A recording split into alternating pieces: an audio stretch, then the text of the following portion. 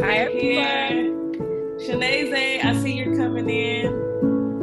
Peace and love, everyone. How y'all doing? Yay! Hello. Hey, We're mommy. here. We're here. Woo! So let's get started. What's up, you guys? I'm Sharmon here at Evolve Fest 2020, and it's time for happy hour. Woo! Woo! So for me, my happy hour is water. You know, I'm trying to be a good, humble servant. No, I'm just kidding. But as we begin this sisterhood panel, I'm excited because, you know, we've been quarantining and girls' night just ain't been happening. You know, we've been trying to be healthy, be good stewards, and stay in the dang house. And I haven't seen my ladies, man. I see them on screen right now, and I'm so excited. I miss you, Sunshine. I miss dancing with you. I miss Kendra. We haven't seen each other since high school, so this will definitely be like a catch up for sure. My girl Shanaze, we've seen each other a few times, mostly social distance style though. And then of course my girl Fly Kelly. Oh my God, she's been giving such amazing lives and been keeping me motivated.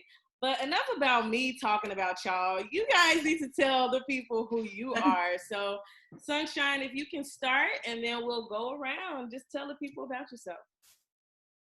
Okay, hey y'all, hey. I'm Sunshine Lombre. Grew up in Chicago, South Side, and I am a dancer, spoken word artist, and event curator. Sweet. How about you, Kendra? Well, my name is Kendra Renee. I'm also a Southside Chicago native. I am creator and founder of Be Free Black Girl, a movement designed to promote holistic mind, body, and soul wellness for Black girls. And yeah, that's me. Shanaze, how about you? Yes, peace and love, everybody. So I'm Shanaze Mobo. I am a multidimensional being having a human experience. But if we're just talking businesses, I have three businesses under my belt right now. So I am I do healing experiences for TBI and PTSD survivors with a company called Weaving the Thread Healing Experience. Also, I have a hair wrap company where I teach women the art and culture of hair wrapping, which is called Battle Wrap. And I also have a marketing business, which is mobile marketing. So I'm so happy to be here. And last but not least, of course, my sister Fly Kelly. Tell the people about yourself. Nicole Leah Kelly here, also known as Fly Kelly. I was born and raised in Gary, Indiana, but I've been calling Chicago my home for close to 2 decades now. I'm currently on the south side of Chicago. I am the founder of Fly Your Fly, which is a brown womanist movement where I activate and ignite brown women in divine purpose, but I do it by unearthing the identity formation, which has been historically rooted in an achievement-based paradigm. And then I shift them to resting solely on God's opinion aspect. That's it. That's how I do it. So I'm so incredibly happy to be here, and I'm happy to meet you all, ladies, and to talk to you all in the audience. Hey. So let's get started, right? Surviving a pandemic. Evolve Fest 2020 this year this is our third year doing World Mental Health Awareness Day, and we center and focus on mental health. And specifically this year, we wanted to focus on surviving a pandemic because a lot of people are really lost and have no questions, no answers, no anything. We're just all just stuck in this bubble of what is going on in the world. You know, starting around February-ish, we started seeing reports that, hey, you have to stay in the house, clean as much as you can, wash your hands, and nobody knew why. We just knew it was a virus and it's killing people. So with that being said, let's start with, how are you guys? How have you been surviving? And how has your life been since the beginning or now, you know, during this pandemic? I guess I'll start. For me, this pandemic has been really good to me. It really slowed me down. It slowed me down a lot because I was moving on all cylinders. I had my whole year planned up and booked out all the way to December, a New Year's Eve, literally. So once everything got shut down, Spirit was just like rest.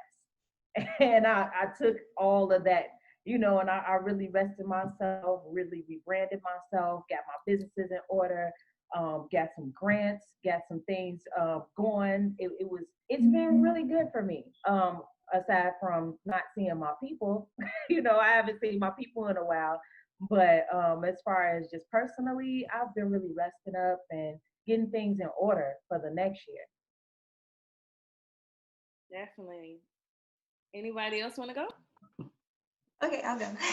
And this pandemic has been pretty hard, no lie, because I just love being active, being busy, feeling energy, sharing my energy. And it's been challenging, but I've been trying to use it to the best of my ability to learn new stuff, regenerate, regroup, learn new skills and stuff like that. I've been learning more about marketing, how to do that better, and learning more about different dance styles and practicing more tricks with spoken word. And yeah, it's been good. Eventually it got good, it got better. Sweet, sweet. How about you, Kendra? How has business been for you? How has your pandemic been? How have you been surviving? Oh, girl. So it's been a journey. At the beginning of the pandemic, I lost my job. I was living in St. Louis, so I lost my job, and I had 2 weeks to move out of my office space and my apartment and move back home. Yeah. So at the beginning, it was like, all right, now what's really going on? But also, I've been able to just rest. I had to literally have a moment where I sat within myself and asked, like, okay, what you gonna get out of it? Like, there's so much uncertainty, and I deal with anxiety and things like that. So how to not allow that to overcome me, and how to just be in a place of understanding that this is where I am right now, and how do I build from this and continue on. So recently, it's been better. I've been in a headspace that's foreign to me in a good way, and I'm just navigating it as beautifully as I can, honestly. Nice, nice. And Miss Nicolia, you spoke of rest as we began this topic. And I see that's like the continuity between all of us ladies. And I've been following your sisterhood, with Fly Nation, with your Fly, universe. And you have this whole like system every day of different topics that you guys tackle. And one of the topics you've recently been talking about has been rest and belief. So can you talk a little bit more about your community, Fly Kelly, and what you do with your lives? For sure. So you've been with me for a while, actually. When I started Your Fly last year, when I was going into a new season of Queendom Recharge, which is no longer, I dismantled it. But God had been speaking to me about entering divine rest. And I'm like, what is that? Like it hadn't hit what that would mean until quarantining started. And so when we talk about rest, and I'm coming from a Christian background, so I'm just putting it out there in case anyone, is triggered by my beliefs or what I'm about to put forth. But there is a rest that the people of God has been promised.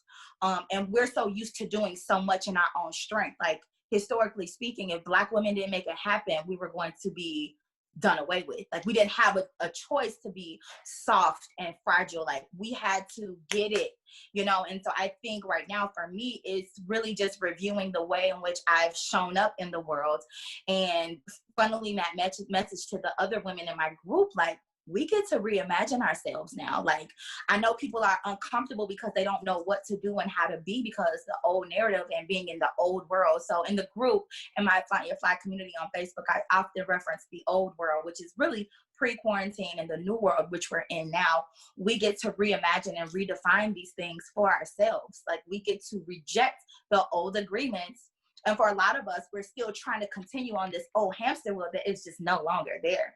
So that is what rest is. It is really a review and assessment of what God has promised us by way of inheritance. It matters not that we're in a quarantine.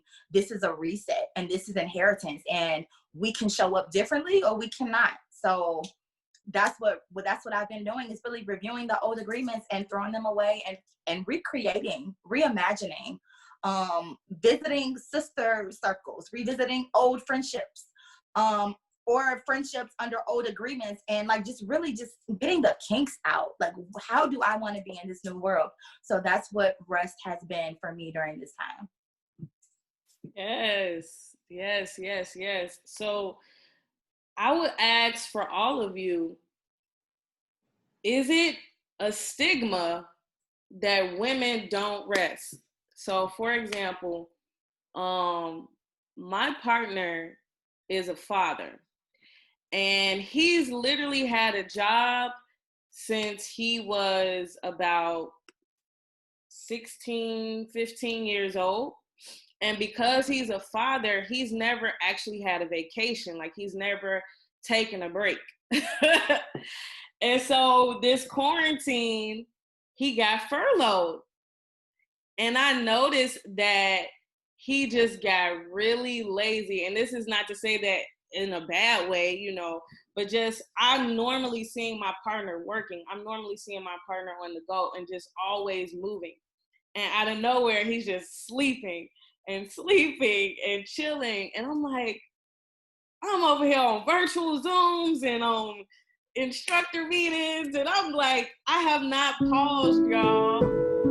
You know, and it's like, for me, this pandemic has been amazing in a way that it's challenged me and my work ethic, and challenged me as far as what I'm capable of, because I instruct and mentor you. So for me, I have to be hands-on with them. But now I have had to transform my teaching style into a way where I can virtually teach kids to still make a podcast. You know, and so for me, like Nicolia said, sometimes rest is a different type of rejuvenation. Sometimes rest could mean literally transforming into a whole new person.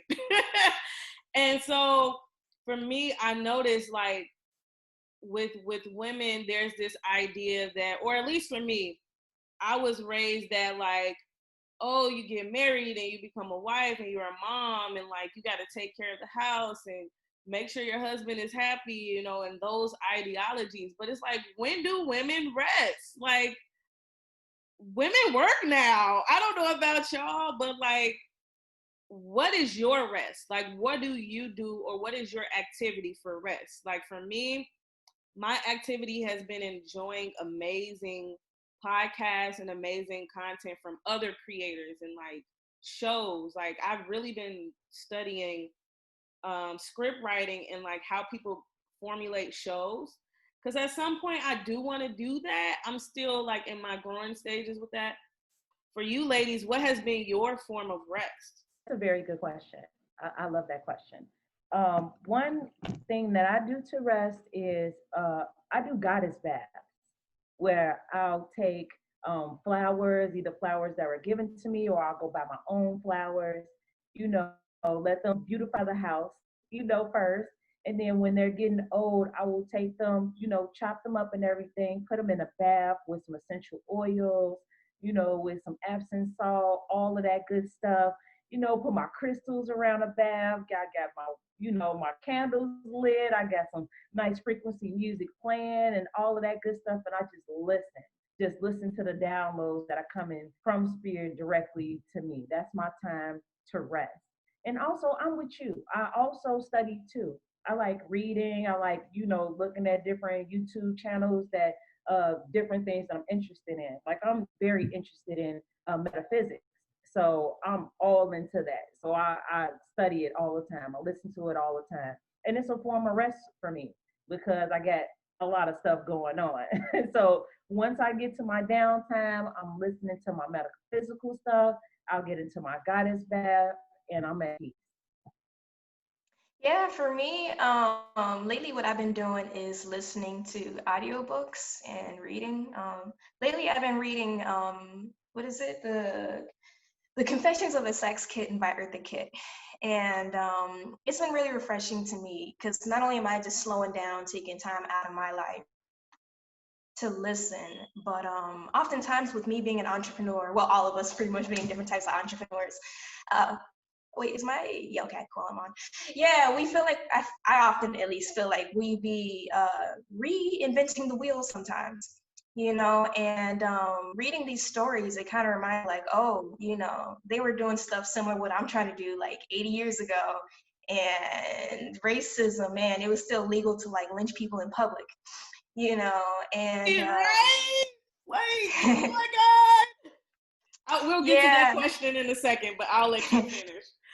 Yeah. So I've been reading and listening to Maya Angelou's stories and Eartha Kitt's stories, and yeah, and it's just been really refreshing to me. So that's what I do for like long-term resting periods, I guess.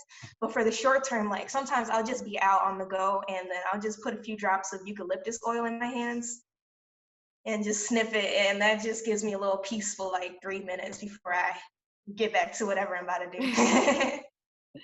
Definitely staying within that context, but going forward within the question.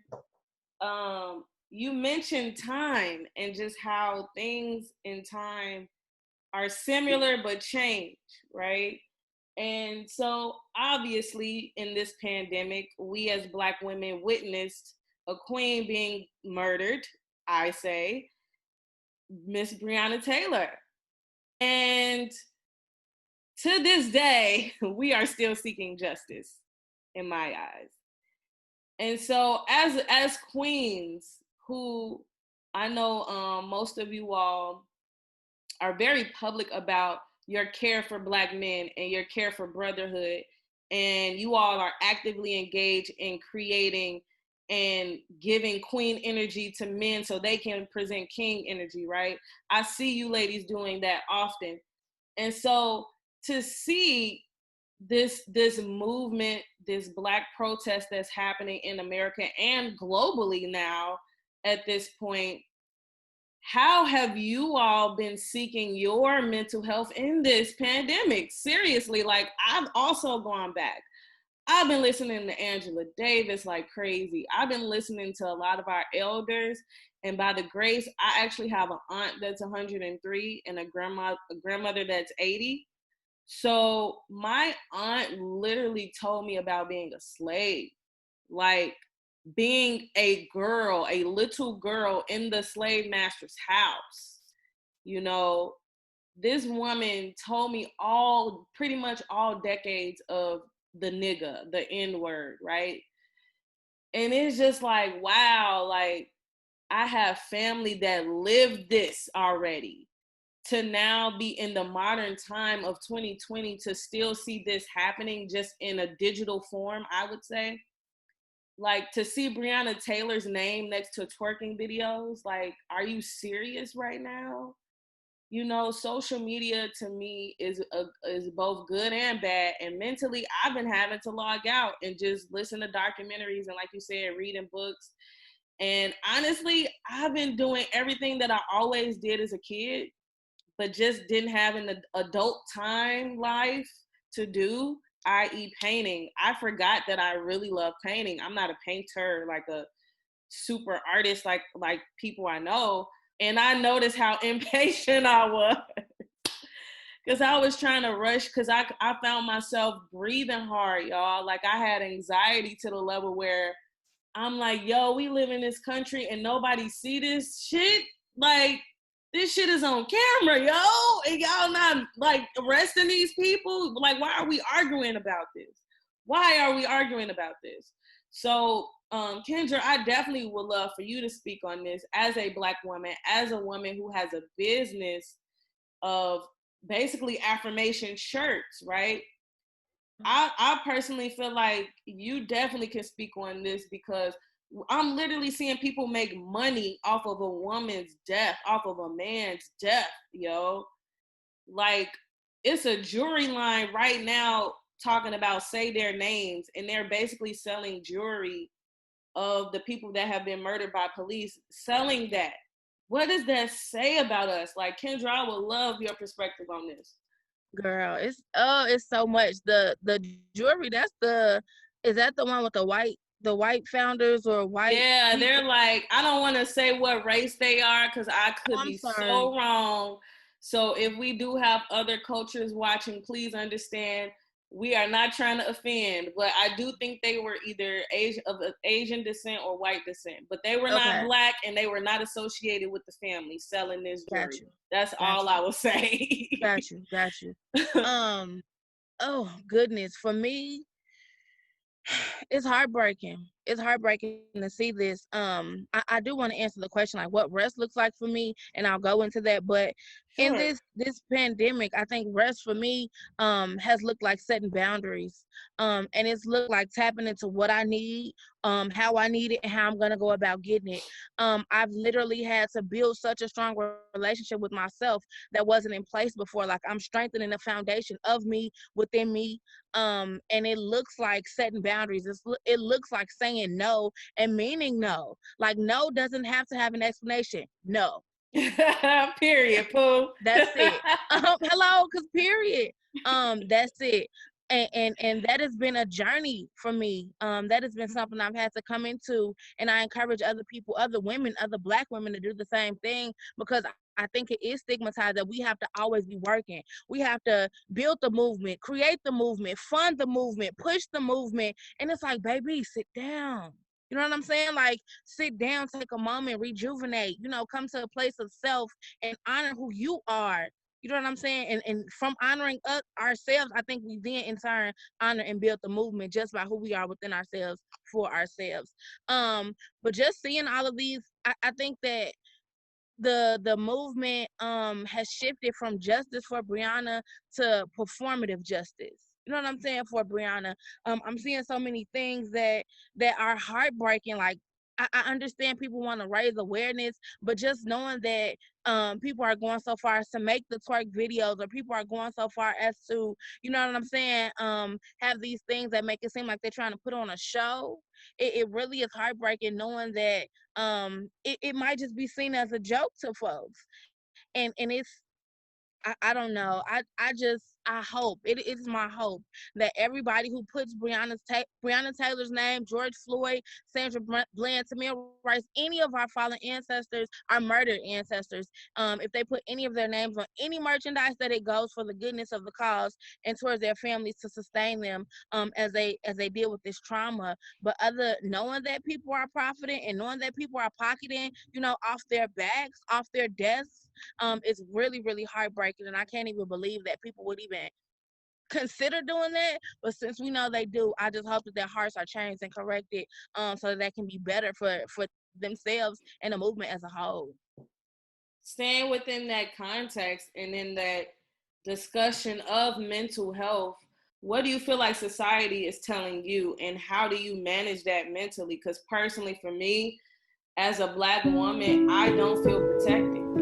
I don't feel safe. I don't care if it's a man, woman, whoever. I just feel like I have to save me and my family, and by the grace, I have a partner that loves me, that I know I can trust.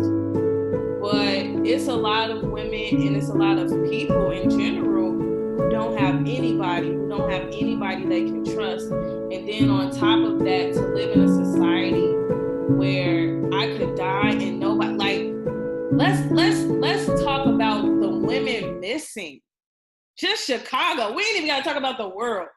Chicago alone, there are thousands of girls and women gone missing in Chicago, y'all.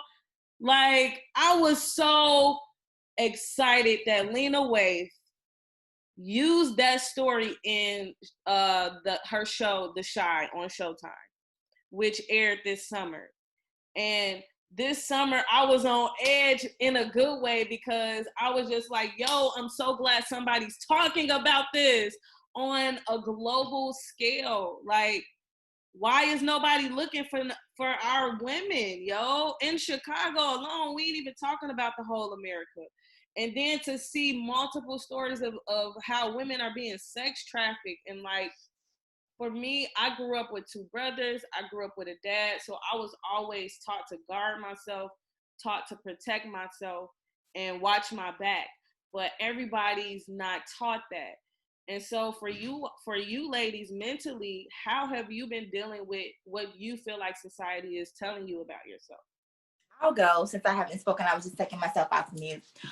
For me, that's why it was and has been so important. Before I made the shift that I did with Flaunt Your Fly, like all of the shifts I've made with my own community has first been felt by myself. You know, I did the most. I was collecting all this stuff, trying to feel safe. And once I came to the conclusion that while crystals and other tools are merely they're tools, they can never make you feel safe. It really invited me into deeper levels of relationship with God to figure out what God's original intent for me was. Because I realized nothing in this third dimension is safe. That's point blank period.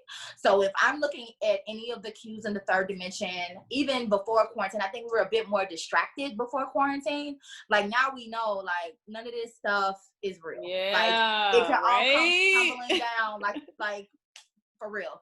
And so for me, it's even more confirmation for me to keep leaning into my relationship with God, which is eternal, and to rest on God's opinion of me, because it was, you know, it's eternal. Like it moves beyond the third dimension. So that's the only thing that will hold for me. So yes, it is fact. And also understanding that there's a difference between fact and truth. Facts are merely occurrences, and occurrences come a dime a dozen. So if I'm resting on CNN facts, MSNBC facts, Fox News facts, statistics facts, Black women don't get married like their counterparts get married facts. If I'm being torn apart by all these facts, if I'm being torn apart by all of the traumas, yes, the Sandra Bland's, yes, the Breonna Taylor's, yes, they are all facts. They are all occurrences. So if I'm resting any parts of my existence and my identity in these facts, I'm done.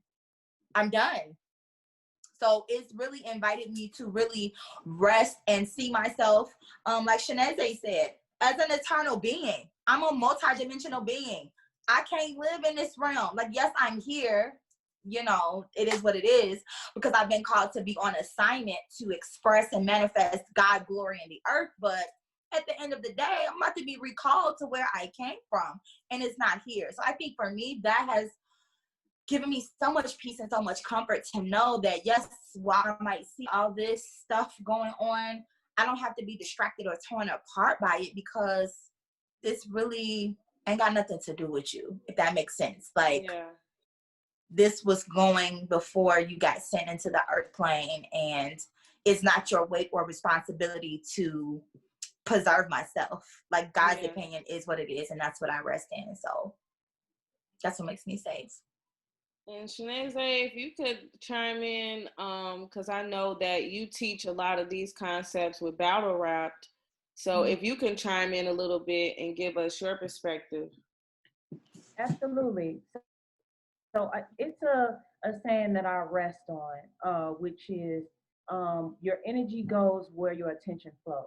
So wherever you put your attention to, that's where your energy is going to. So if I'm, you know, my TV, first of all, I don't watch TV at all. I seldom listen to the radio, period. It's just me. I just know what they're doing. They're subconsciously trying to implant us with all of this information about yourself to make you think that you're less than, to make you, you know, not think about the fact that you are so powerful. You know, your mere thoughts can bring this whole thing down. You know, it's trying to really blind you from all of that goodness, and really trying to say, oh, well, look over here, you know, and all of that stuff is just a distraction. And I call it weapons of mass distraction, because it's all these distractions out here trying to get you off your purpose, trying to get you off your, where you going and what you're doing. And I will say this too, because we are living in this third dimensional reality. So it is a reality that a lot of us are even victimized by the society that we live in. But I'm very thankful for spaces like this, you know, sisterhoods and brotherhoods and families like this, where I feel safe, where I can talk. I feel safe where I can express myself. I can tell people, hey, I feel like this, or hey, I've been going through this. And it's an understanding, and it's not a judgment. So I am very grateful for people like yourself And then people like the ladies on this panel where they're creating these safe spaces for us to go. So, Let's talk even in this about. existence, no, it's okay. Oh, my bad. I was gonna say let's tap into that discussion, the safe spaces. Am I breaking up? No, you're fine. Oh, okay. The safe spaces. Where are those in a pandemic? Because technically, in the beginning of the pandemic, we were told to, self quarantine, stay in the house, and then now we're social distancing where we can have so many people at a time in a room. You have to be 6 feet. So for you ladies, what has been your ways, or if you know any safe spaces during the pandemic? Okay, so I'll start. Earlier in the pandemic, a few creatives and we created like this meditation circle series that lasted a little over a month. And then we started noticing over time there were a lot more people throughout the city also doing meditation circles. And that's still going on, which is pretty cool. And people are, some people wear masks, and a good amount of people are just spread out, whether or not they wear masks. Some of them are doing it at the different parks like Unity Garden and the Japanese gardens. And I know Manny Jordan's been hosting some meditation circles. And yeah, there's been lots of meditation circles, and there's been a lot more mental health, I guess, conventions, and also it's overall just being more accessible. There's been more funds raised to make sure that people are able to get the mental health sessions and guidance and counseling through video calls and stuff like that. So yeah, I think that's what I've been seeing lately in the pandemic is more people tapping into having counselors, and then also experimenting with meditation. How about you, Kendra? Because I know you said you had to move. So have you had any safe spaces for yourself since you had to move and transition during your pandemic? I've tried to create those safe spaces, like with Be Free Black Girl. I've hosted some community events where we were practicing, safe practices, social distancing, masks, and things like that. So I've tried to create those spaces, but I've also seen that people are really taking advantage of social media. I've seen people do Instagram lives, Facebook lives, Zoom meetings, and other different using other platforms to just connect. It's one specifically that I found on Eventbrite called Black Girls Heal, and it's through an organization. Oh my goodness, I think it's called Racial Healing, Truth, and Transformation, something like that. I could be saying it wrong, but people are really, really taking the time to use these various outlets to, I guess, just create safe spaces and just invite others to take heed to these resources. So yeah. Definitely. And I know, Kelly, you have been able to virtually create safe spaces with Flaunt Your Fly. So for you, how has it been transitioning from going to your monthly pop-ups with Queendom Recharge to now being completely virtual with Flaunt Your Fly? For sure. So I shifted a lot, y'all. Like I told you, Queendom Recharge, I dismantled once I realized that I was doing a lot of busy work. So it was almost like the call for divine rest was like interrupting a lot of the things that I had been doing and the ways that I had been moving, because I began to realize that I was addressing a lot of the symptoms with, the things that I was doing while well-intentioned. The identity piece for me was not settled. And because I was doing, performing, achieving, like I really had to be broken down within myself. Like, why are you driven to achieve as identity? That's not your identity. It's not performing. It's not doing all these well-intentioned things. So for me, that has shifted a lot versus Queendom Recharge with what I do now. What I do now is I do a lot of lecturing. I do a lot of getting into the rationale behind the historical achievement-based paradigm that a lot of brown women have been taught that we are achieving. We are achievement. That's our identity. And it's like, no, it's not. And I know it's uncomfortable for a lot of Black women to hear, because we're always measured with statistics and percentages and rates and this and that. And we've been responding well because we look good doing it. And we've duped ourselves into thinking that we're healing or we're doing, you know, and it's, so for me, it has really been talking and addressing the identity piece and getting to the foundation of the identity, because from that springs everything else. And so I've been having women to like women certain days of the week, since I do have daily themes. We were doing a movement and conversation piece where Alicia Bell was kind of breathing with us and teaching us that the body is a prayer. Like the body is a prayer. And so you can show up in your body and breathe, and breathing is a prayer. And like breathing deeply is a prayer. So we're just really reimagining and we're reinventing and recasting what healing looks like. It doesn't necessarily have to do with anything that you do, but it is literally showing up differently in identity, you know? And so that's what we've been doing with the virtual platform. I mean, I do have a retreat that I'm going to plan for next year in 2021 that I'm super excited about, where we get more into like roundtable discussions like this. Like, I think this is healing. Like, this is a form of healing where you're talking and you're getting into the psyche, because a lot of, as far as Black women goes, and we talk about sisterhood, a lot of the ways in which we show up in community has nothing to do with the community. It has to do with us. We're going to attract or repel based on what's going on in us. So we can't blame our sisterhoods for something that we have to address on a microcosm kind of level. We make up our sisterhoods. See what I'm saying? So this is healing. So I thank you for doing this for us and giving us the opportunity to heal. And speaking of, I definitely want to thank you ladies, because for me, sisterhood is a trauma word, actually, believe it or not. So I used to get bullied, y'all. And I was a loner, so I didn't really have like the typical, you know how you see the girls with the clique of friends and they on Instagram with like 5 of their girls and they out. I've never had that, ever.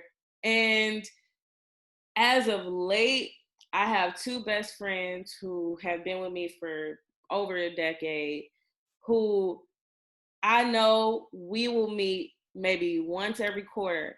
But when we meet, it's like, these are my sisters, and I know they understand me. And if they don't, we're able to talk about it and really heal it and not just harbor. Like, that's when I knew I had sisters and I had genuine friends, because for me, anytime I tried to create a bond with a woman, it was like this competition energy. And I didn't feel like I was creating that, but it was like, why am I manifesting it? Something must be going on if I'm having this competitive energy with all of my female friends, you know? And so now I'm in a space where I feel like the women around me are genuinely around me, are genuinely putting positive affirmation on me and not just around just to be there, you know? Because you have those sisters too that's just there for what they can get out of the bond. So to have people around who put like positive energy into you, I'm so grateful for that. And I know it's because of this quarantine, like being in the house, sitting with yourself and asking these questions, like real questions. And I got engaged. And guess what? I didn't even want to tell nobody. That's how traumatic this having the sister bond energy is for me, to the point where I was willing to hide it and be like, nobody needs to know I'm engaged. I'm gonna just live happily engaged by myself, right?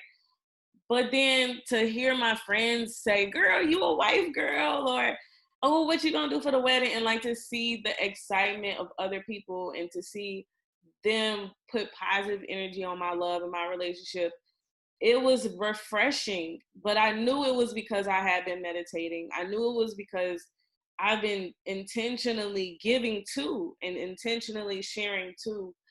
And I guess, I don't know, like if that's even a question, but I guess what have you all been finding has been something you needed to heal from during this quarantine? Because I feel like for me, it's been so many roots being pulled.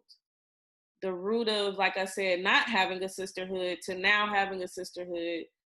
The root of insecurity. I took confidence classes this quarantine, y'all. I took confidence classes with a dancer friend of mine by the name of Mocha, and that helped so much. And then I took a dominatrix class. I know, right? What? I was like, yo, I just feel like I'm trying to step my cookies up. You know what I mean? Like, if I want to be on this queen energy, I have to be in it. And I was not feeling confident about myself. I was feeling insecure. And to have like all of these women in different capacities, you know, give me their version of womanhood, give me their version of sexy was so healing for me, y'all. I needed that.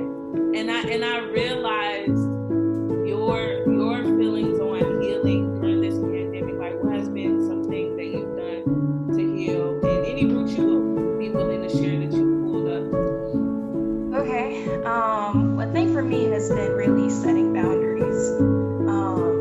That has been something I've been really working on and trying to heal from. And it's been kind of uncomfortable for me, but it's been more a thing about listening to myself, listening to my body, and just trusting. So that's been a big thing for me lately. And yeah, recognizing that I can just maintain relationships, connections, and just take space up without necessarily having to actively give, or actively do. And it's been a painful thing, but it's also been beautiful because, sometimes you do lose relationships because some people have gotten used to, every time I see her, she's going to be a cheerleader on 3000 and she's going to offer me food and do all these different things. And it's like, okay, now actually I need some time just to be quiet. We can just listen to music. Yeah, like me and my friends can just listen to music and vibe and, talk as we feel. And the shift is uncomfortable for some people. But at the same time, I feel like for the other friends of mine that are more comfortable with it, it's bringing us closer because they're also realizing like, our relationship can evolve as we grow. It doesn't have to stay in the same place just because we're used to it. I've been getting more into, I guess, learning about the chakras and, learning how to energize them and unblock them and how to get more grounded. Like my first 3 chakras are the ones that I more so need to work on, the root chakra, sacral, and solar plexus one. And I feel like there's so much more. Like I first knew the 7 and then find out there's actually 152 chakras and energy circles and all these different things. And and just really forcing and just prioritizing what I need done for me. I feel like oftentimes I get really distracted with wanting to do so much for other people because knowing that it'll come back to me. But ultimately, like if we don't feed into ourselves first, we don't have anything to feed into other people. We got to be strong enough to fight another day. There was a few months ago, me and my partner at the time, we were really struggling through the pandemic. It was really affecting our mental health and it was affecting our connection with each other because we were both, struggling with it. So we, put together some money and we invested in getting a month of cyber counseling. So he got his and I got mine and it was really helpful. So that was one of the things. It was like a financial stretch because, we don't have the regular money that we're used to, but it was very, very necessary. Like, of course we can have our friends, but the thing is like they going through stuff too. They might not have that capacity to really be a counselor for us, Yes. So, yeah. And Shanae, I know you could talk on this topic too, as far as healing and getting the proper assistance and resources. We just did a virtual wellness discussion a couple of days ago, actually. And you all, you had some instructors on there talking about that. But definitely, Shanae, chime in on, your own healing if you want to share. but also how you're trying to help with others and provide resources for others, because like Sunshine said, you know, mom don't have the answers right now. Sister don't have the answers. Nobody has the answers, but literally, as Nicolia would say, God, as I would say, Ori, which is basically the same, you know, language, where you feel in your soul, you feel in your spirit what has to be done. But us as humans, we go to other people seeking answers because we feel like that's going to help. We feel like that's going to save us. But sometimes saving us is literally just healing the wounds. That's covering what God already has inside of you, what God has already placed before you were created, right? Absolutely. So for me personally, it's a combination of what Sunshine said and also Kendra. Setting those boundaries, being firm in those boundaries, and no means no means no, you know, and without an explanation. That's a whole word. That's a whole sentence. No, you know, and also trusting myself and trusting the process and trusting God, trusting my ancestors, you know, and really listening and, you know, not leaning on to my own understanding because I understand that it's a lot going on in the spiritual realm too. You think a lot is going on in this 3D, it's a lot going on in the spiritual realm. So, Yeah. with that being said, I know that I don't have all the answers. And I know I can't go to y'all for all the answers because we all struggling. Yeah. You know, we all in the space of trying to figure it out. And so for me, it's been like, okay, my constant prayer is God, place me around like-minded people who want to elevate to another level. God, please. Another one of my prayers is God also expose those who are not for my highest good and get them Yeah. around me Yeah. expediently. You Yeah. know, that's always been cut them. That's how I hear you. Ain't nothing that y'all look Yeah. they cut them off quickly. You know, so I'm very thankful for a lot of the organizations that I'm working with that are providing those things as far as resources, health and wellness resources. Like I'm working with an organization called South Shore Works, where they do a lot of work in South Shore as far as health and wellness, economics, housing. They do a lot of things. So I would employ you guys to go ahead and check out South Shore Works on Facebook, Instagram. They got a lot of resources when it comes to health and wellness. They're actually having a talk on Thursday. Well, they're having a talk soon. Let me say it like that, where they'll be talking about the closing hospitals in the South Shore area and seeing how we can help or do something about that as a community, or what resources need to be, you know, put in place with that. So these are very necessary conversations that we're just not having because we're all going through it. But if all the hospitals close down on the South Side, what are we gonna do then? You know, Yeah. so that's very necessary. And your lipstick is popping, girl, by the way. I just want to say that. But yes, I heard that Mercy made, because my cousin actually works for Mercy. So I am kind of trying to keep my eyes and ears open as far as that goes. So I'm going to move a little bit past that topic as far as hospitals. I don't want to get too gloomy. Let's keep it light. So I want to get a little fresh with y'all. I'm going to get real. I'm going to just get all the way to it. Here we go. Your girl has been thotting this quarantine. I've been, you know, the pussy's been popping. I just been having a lot of sex. I'ma just keep it real. I'ma just be real, saints. This quarantine has done a body good, sis, okay? And I'ma tell the truth. It's helped my mental health. Like, I know, you know, scientifically it has been proven that sex is really good for the body as well as for your mental health. But just beyond that, just intimacy in general has been beautiful in allowing me to dig deeper into myself beyond just my partner, but just even just sitting within my own energy and asking, like, what do I want? What does my body want? What do I want to eat? How do I want to feel? At first, I was like, I was talking to my partner and I was just like, are we having too much sex? He was like, what? What kind of question is that? So for you ladies, if you want to share, you don't have to. But like for you, what has been your ways of, I guess, maintaining your sexual wellness or your intimacy within yourself in regards to your mental health and, your body, just keeping your body completely energized and completely loved on? What has been your ways during this quarantine? First of all, ooh, child. Woo! Yes, let's talk about it. Come on. See, there's this stigma that women don't like sex. Clearly, WAP is whopping. Okay, the WAP is whopping. Hey, so let's break that stigma now. Let's break the stigma now. I'm not single, so I can't speak for single ladies.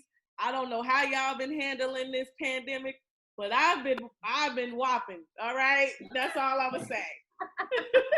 Hey, I'm just saying, I've been whopping before WAP was a word. Yeah, I am monogamous in my relationship right now, which is great. Whoever's not, that's awesome too. Do your thing. But man, for me, it's really been helping. It just keeps me in a happier space, and it's always, a very refreshing experience. It's nothing like, where you feel like, oh, I don't want to do this again. It doesn't feel like that. It feels like, yes. Exactly. Hello, round 5. What's up? And I just love the communication, through it, because it's not all about just trying to get rocks off. It's a time to really connect with that person and really get, be honest with yourself and with your partner. For me, it's like, it's not all about, hey, okay, we gonna do this. You got 5 minutes, I got 5 minutes. It's like, hey, let's communicate.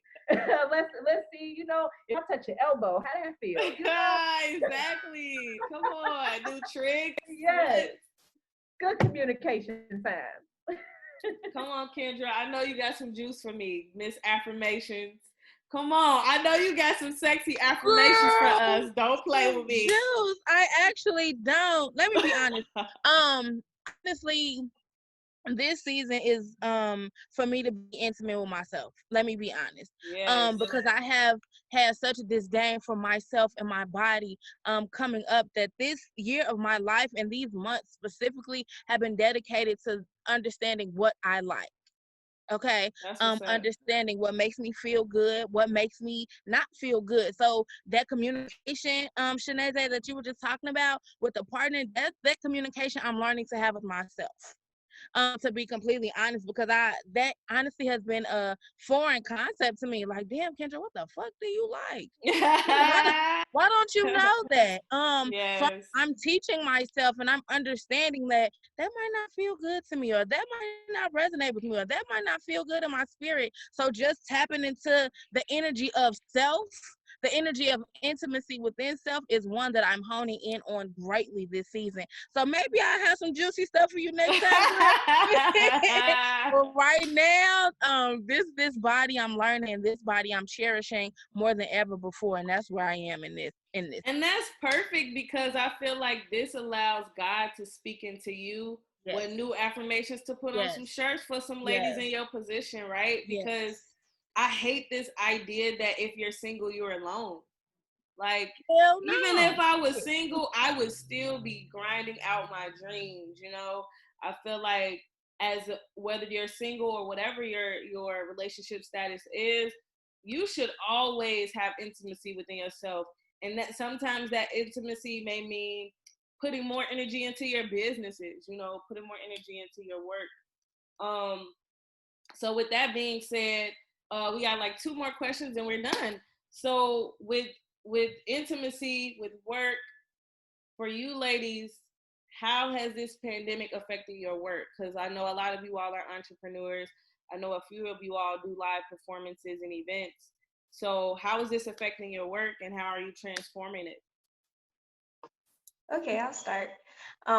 So yeah, I was mainly performing, and I was also teaching poetry writing classes at senior citizen homes and youth media centers at libraries and stuff like that. So all my teaching jobs went away, and just about all my like live performances gigs went away. So that was kind of rough. But I mean, over time, I've been getting music video gigs here and there, which has been cool. It's been a good time for me to kind of, I guess, look at things on a bigger scale, on a bigger level. Like, not how I can like be bigger in Chicago, but how can I make it so like the things I do make a nationwide impact or international impact, you know? And yeah, I've been looking more into grants. You know, and I've applied to like 30. I've gotten 2. So that's cool, but it's been like thank you. Yeah, trying to make it like stretch for several months is a challenge. But yeah. So that's been good because I never thought of looking at grants before, and grants have been a thing for however long. So yeah, and just trying to look at things differently. Like, man, there's actually philanthropists that are looking for things that we do. You know, they just don't know how to connect to us. And there's lots of businesses that would invest in what we do. They just don't know how to get to us. So it's been a great time for me to actually like research better avenues and ways for me to go about what I'm doing, instead of just looking like, a lot of us have been just so busy before the pandemic, just doing. We didn't have as much time to, I guess, really think, like plan out like the best way to like use our energy so we're not running ourselves down before we really get to the goal. So yeah, that's been me. I've just been being dumped. Like, all of the old stuff no longer applies. So it's like I really have been forced to rediscover myself. Not forced in a bad way. I really have been trying to become like a child again. Like, have that wonderment and apply that to every facet of my life, not just my businesses, but all of my relationships. Like, just showing up as a student. Like, I don't know anything. God, please download everything into me that I need to know, because all of what I thought I knew no longer applies. It's a different language out here. The frequencies have changed, you know, and so for me, I think that's why I rely so heavily on a teaching platform, because things have changed. Communicating that to the women in the community that I'm in, you know, partnership with, is imperative, because in the past I've been so used to doing, and now it's like, no, we have to become. Like, we have to cocoon, and whatever that process looks like for you, these are the tools, you know, through which to do it. And so I believe that my platform has changed fundamentally in that capacity. I'm still trying to figure out, even now, what it looks like. I'm just kind of being fluid and flexible with that process, but I'm still being strong. You know, I don't want to say strung along as if, you know, I'm just dangling, but sometimes it does feel like I'm just like dangling on the cliff, like, what's going on, guys? Yeah. But, you know, so just being an open conduit, an open vessel. That's really where I am, and being empty enough so that I can receive something new and it not be contaminated with like old stuff. So yeah. I guess for the last question, we can end it here with trauma, the word trauma, and the word Black women. I feel like during this pandemic, there's been a lot of back and forth between what Black women should endure and what we shouldn't. And I noticed during this quarantine how I never knew I had anger management issues. It was never addressed because nobody ever actually verbally was like, hey, you should probably check on your anger. You got some anger issues, right? And so I found myself asking, what exactly am I angry about again? Right?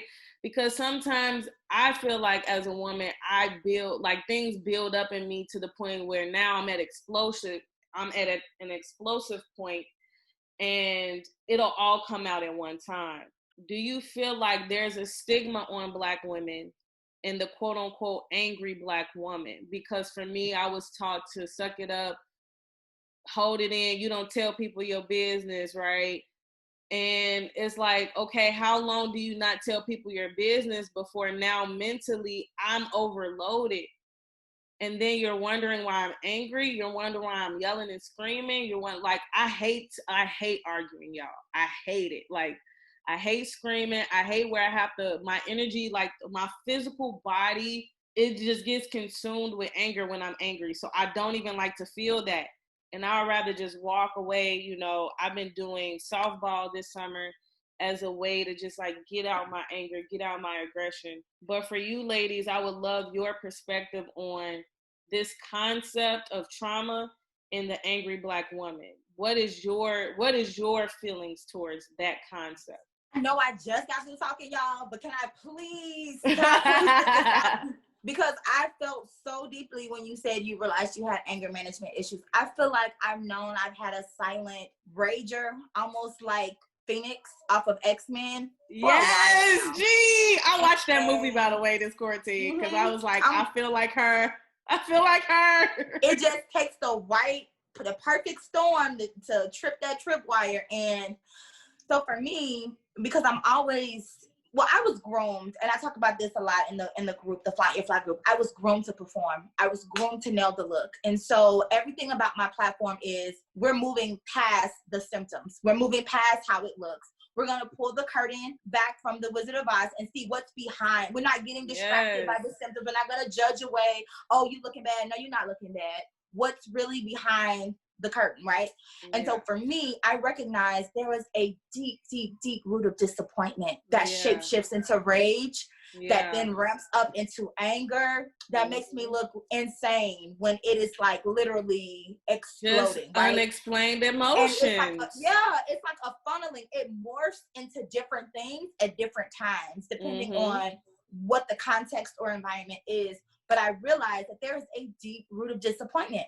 And because I am a microcosm of a larger community, I realized that we're not angry. We are deeply, deeply disappointed. Rooted, yes. This disappointment is rooted, yo. It's so deep. It's rooted. It's so deep. And I know me and you, Nicolia, have talked privately about, you know, my relationships as far as my father dynamic. But yo, when I tell you the roots of me and my father's relationship, and I'm still digging roots, y'all. I'm still digging weeds. But I had to look that feeling in the face and say, look, how much longer are you going to allow his wrongs to anger you in your adult life, right?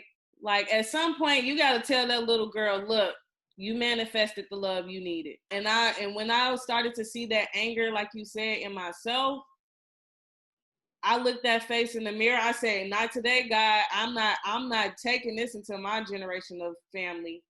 I can't. And it was hard to eat that, to be like, yo, you got anger problems, yo. And it's not because you wanted them. It's like deeply rooted from childhood trauma. Like stuff that I could never talk about. Like I was told, you mind your business, shut up, shut your A up, you know, like I wasn't allowed to express how I felt. And if I did, oh, you stupid, who you think you are? It was just all the negative.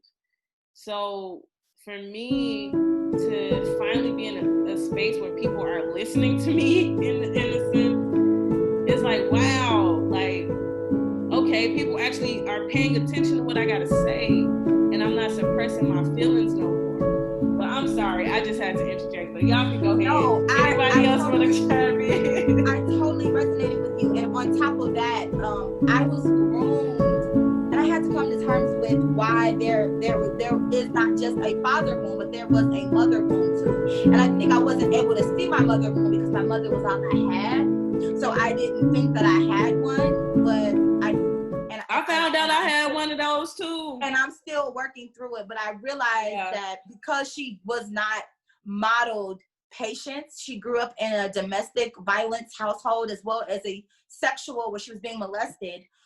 What she saw as power was abuse, and was physical abuse and sexual abuse.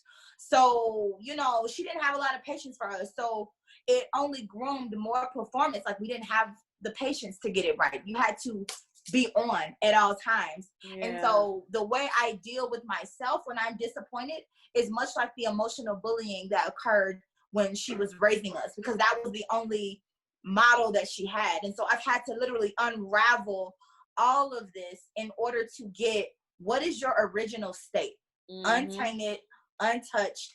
How would you present and show up in the world if you hadn't been infected by all of these human conditions?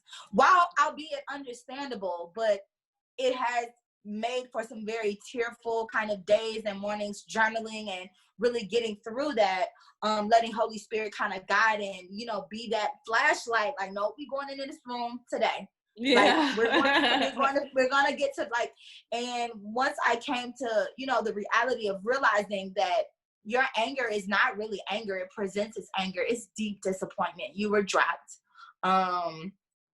Like so many of us, right?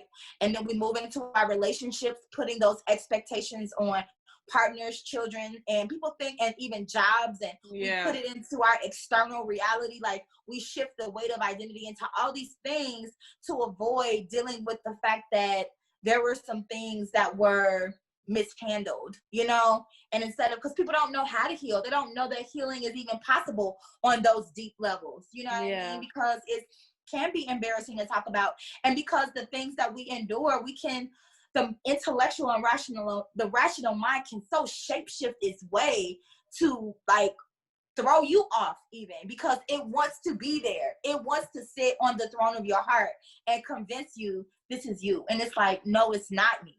So it's like you're literally warring to figure out who are you originally intended to be as created, and what has the society or human condition or social trauma, collective trauma, what has that done to you, and how has that shifted your personality? And that's a journey in and of itself. So no, I'm not out here throwing, like, even as a married woman, no, we're not having sex. Like, I'm really recalling myself. I'm recalling my true self, not the self that I learned to become in the response to the trauma. No, I'm recalling all parts of my psychological, emotional, mental, spiritual, all parts of myself, because it's going to be that self that I need to not only show up in the new world, but to lead other women out of the performance paradigm that we've learned as Black girl magic, Black excellence. No, it's not. It's not. We're hiding, and we make it look good. We look so good doing it. Yes. Y'all look beautiful, by the way.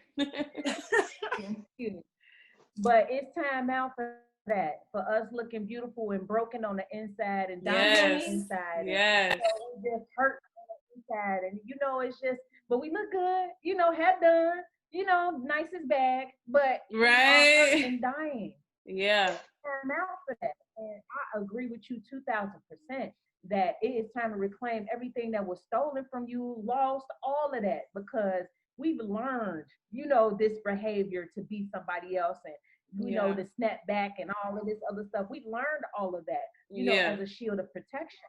But we were never given permission to just be. You know, and now I'm in a state where it's like, hey, if I feel like crying, I'm gonna cry. I know I'm in the middle of June, but I want to cry. Come on, talk about it. Yes, true. Hear it too. You know, and it's just, and I'm very thankful for, you know, the people that are around me that understand me in that regard. So if I just start crying, it's not, oh damn, she go, you crying again, you too emotional. No, it's like, okay, how can I help? Which needs to turn to yourself, you know, all that good stuff, because it's important. It's important to be who you truly are at that time. If you feel how you feel that. That's okay. You don't have to be ashamed about how you feel at all. All. And I feel like as women, we had to put on these masks of, oh, I'm okay, I'm all right, I'm okay, I'm just going to work, I'm just taking care of the kids, I'm okay, baby. You know, you got to even talk to your man and tell him that you're okay when you're not. And I feel like it's time out for just be real. 1000% of who we are. It's time out for all of that. True. Mm-hmm. Anybody else want to chime in? Yeah. I do feel like there's definitely a stigma around the whole angry Black woman phrase. And I feel like that phrase was really coined to help kind of refocus the issue and kind of shun us away and keep us under a rug. Because like, just like in the same way that people kind of shame single Black women, or I'll just say single mothers, I'll say, yeah, they shame single mothers as, oh, they can't keep a man, oh, they're irresponsible, when it's really like they might have deeply fell in love with someone and it didn't work out, or maybe that father died, or you just never know, but they shame the woman. Or how people shame girls for having daddy issues, when the issue is really that the father didn't properly care for the daughter, you know? So yeah, women, especially Black women, have been treated very poorly over the years, over the decades, and we have every right to be angry about it, you know? And when we're finally expressive, because so many of us are taught to, you know, hold it in, keep moving, keep fighting, keep pushing, you know, when we finally do speak up about it, it's like, oh, there's just another angry Black woman, just sweep them under the rug, and it's not okay. But I think more lately, people are trying to break apart and really understand, you know, a lot of these phrases that so many of us have just gotten used to. You know, like I'm learning more things, just like the phrase picnic. I didn't know that there was a history behind that, like, oh, pick a nigger, like, you know, and people say Indian giving. Like there's so many different phrases that people just kind of accept it as normal and okay, when they really have such a history behind it, and it's painful for a lot of people. And I think as time goes on, people will begin to dismantle it, and people will, I think more Black women and more women in general are getting more platforms to speak on these issues and are being taken more seriously as time is going on. But it's just a very slow process. You know, we had to fight so long just to get the Breonna Taylor law, and that's not really the full justice that we want. Right? Why, yo? You know, and that's not even like, I'm really glad that Breonna Taylor has gotten the attention that she has, but there's been so many cases of women over the past 10 years that have been killed by police in their house. Yes. Yeah. I'll never forget this one story of this woman in Seattle who was pregnant, and she called the police because there were robbers in her house, and the police opened the door and just killed her instead, just shot her in the back. And yeah, it's just so many cases of women that have not been taken seriously, but it's a slow process, and we're slowly getting justice. Yes. Well, I guess, you know, to wrap this all up, you know, I truly appreciate you all's time and sharing what helps you all with your mental health, ways you're helping the community, and definitely share for people who probably don't know you all or aren't following you guys. Definitely let us know where they can find you and any upcoming things you have coming up, any projects, or, you know, maybe you have a business that you want to shout out. Definitely let people know. So again, I'm Kendra Renee, and I am creative Be Free Black Girl. First of all, before we get to that, sorry, I just want to end here. Y'all just read my entire life. Okay? My entire life. Like Shanae said, I am such a crybaby, and I'm like, oh, I'm about to cry. Like, I'm finna cry real tears, because you all just really, every single one of you, there was something in me that resonated and just was ready just to be like, me too, that's me. But I appreciate you all for your vulnerability and your openness, because people need that, and people, me. Okay, I'm people. Hello, but no, seriously. Be Free Black Girl can be found on Facebook and Instagram at Be Free Black Girl, and I would love to connect with all of you, because I am looking to delve more deeply into systems work, and why healthcare, holistic healthcare, mind, body, and soul isn't accessible, or as accessible as it should be, to Black women, for Black women. And I would just like to tap into resources. So I typed up South Shore Works. I'm gonna look that up, and if you all know of any other resources, please share them with me as I'm learning and delving more deeply into the root of, you know, why we aren't being serviced, or why we aren't being provided the things that we absolutely need. So yeah, I'm Sunshine Lombre. Yeah, I am a spoken word artist, event curator, and dancer. Yeah, I got a EP that I'm working on. I have this track out now. Woo! Yeah. So you can keep up with me on Instagram at Lady, and then LOMBRE, and then I also got a website, which is Sunshine, and then LOMBRE.com. I'm Nicole Kelly again, founder of Flaunt Your Fly. I am on Facebook as Flaunt Your Fly, as well as the Flaunt Your Fly community group, where all of it goes down. Conversation, lives, back and forth banter, as well as on Instagram at Flaunt Your Fly. So you can go on flauntyourfly.com and you can find the different challenges that I have coming up, all of the events that will be scheduled in the future. You can find, basically that's the online hub for everything. So I would love to connect with all you ladies after. So I will be inboxing or texting Chantel for your information, because I will be hitting, I know Shaneze already, but I'll be hitting up all you other ladies. Yes. Yes. So my name is Shaneze Mobo. Like I said, I do have a marketing business, which is mobile marketing, which we focus on digital marketing platforms. Also, I do have a hair wrap business, which is Battle Wrapped, where we do the art and the history of hair wrapping, which this is from my company right here, this lovely hair wrap right here. And also the health and wellness business that I have, which is Weaving the Thread Healing Experience. I know there's a lot of places, so I kind of consolidated them all into one space, which is my personal page, where I'm basically just showing you all of the different things that I'm doing and different things that I'm into, which is Supernatural Zay. And that's on Instagram and on Facebook.